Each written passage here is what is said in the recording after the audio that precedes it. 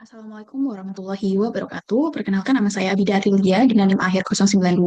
Di sini saya akan mempresentasikan tentang analisis metode penilaian praktik pemberian makan bayi dengan praktik Infant and Young Child Feeding atau IYCF dari WHO dan UNICEF pada mata kuliah survei konsumsi pangan praktikum. Nah, jadi latar belakang dari penilaian praktik ini itu merupakan pola ASI dan MPASI yang tidak tepat ini akan meningkatkan risiko stunting yang dimana ini masih menjadi masalah di Indonesia sehingga membutuhkan praktik IECF untuk menjadi panduan dalam memastikan pemberian ASI dan MPASI ini yang benar untuk mendukung pertumbuhan, perkembangan dan kelangsungan hidup anak sehingga selain membutuhkan praktik IECF, setelah itu tuh juga membutuhkan penilaian IECF untuk memantau kualitas dan kuantitas pemberian makan pada anak secara sistematis sehingga dapat digunakan sebagai dasar untuk menentukan intervensi gizi dan kebijakan yang akan diberikan nanti. Dengan tujuan pada penilaian praktikum ini itu untuk menyajikan gambaran penilaian IECF pada anak usia 6 sampai 23 tahun dengan indikator MDD, MMF, dan MMFF.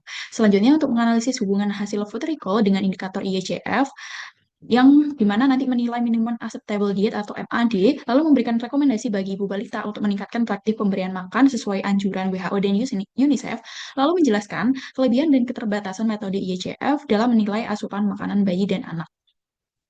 Nah, IECF sendiri atau Infant and Young Children Feeding itu merupakan sebuah praktik pemberian makanan pada bayi dan anak usia dini yang meliputi pemberian ASI eksklusif selama 6 bulan pertama, serta pemberian makanan pendamping yang bergizi, aman, dan sesuai dengan usia 6-23 bulan.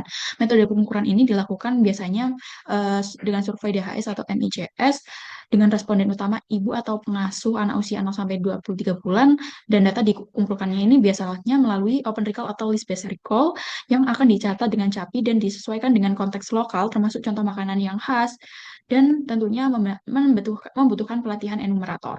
Nah, ini merupakan indikator IECF yang dilakukan.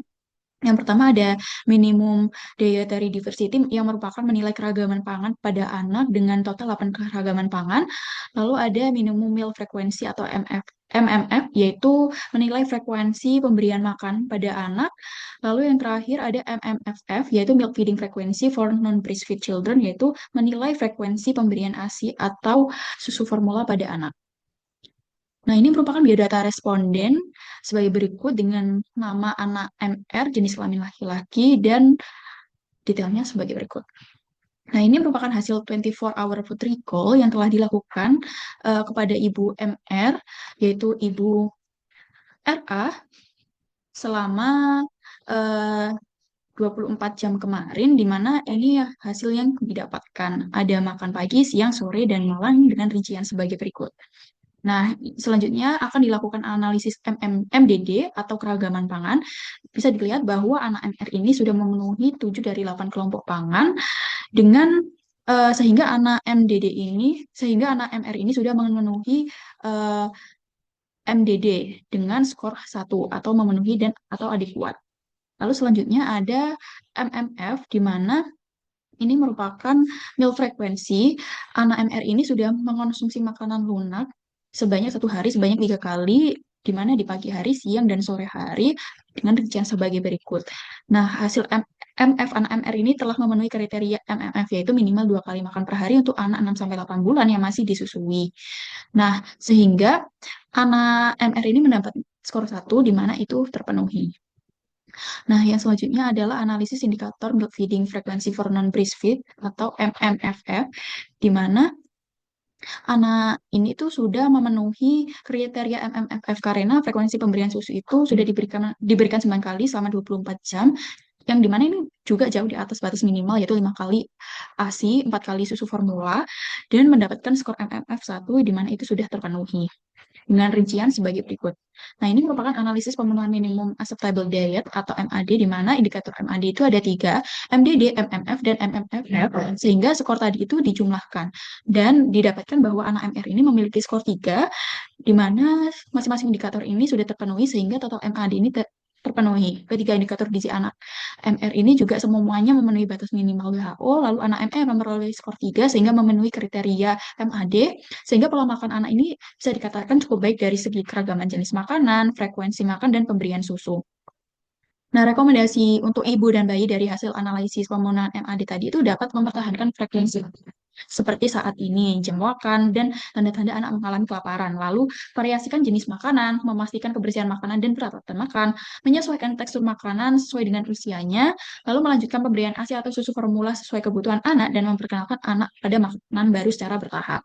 Nah, kelebihan dan kekurangan dari penilaian praktik pemberian IECF ini, di mana kelebihannya itu memberikan gambaran yang komprehensif tentang praktik pemberian makan anak atau IECF dengan indikator MDD, MMF, dan MMFF berbasis standar global karena ini sudah dinaungi oleh WHO dan UNICEF, lalu mudah diterapkan dan hemat biaya karena menggunakan 24-hour call dan menjadi dasar perencanaan intervensi gizi anak. Dengan kekurangannya itu tidak menilai kuantitas asupan secara akurat karena tidak memperhitungkan jumlah atau porsi makanan, tidak untuk penilaian individu, terus rentan juga terhadap recall bias, dan memerlukan enumerator terlatih agar mampu mengidentifikasi kelompok pangan yang sesuai pedoman.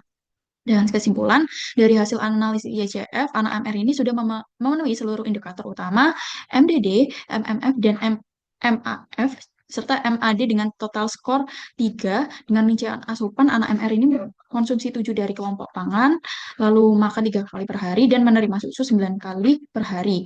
Sehingga pola makan anak MR ini dikatakan sudah baik dengan keragaman dan frekuensi makan yang memadai.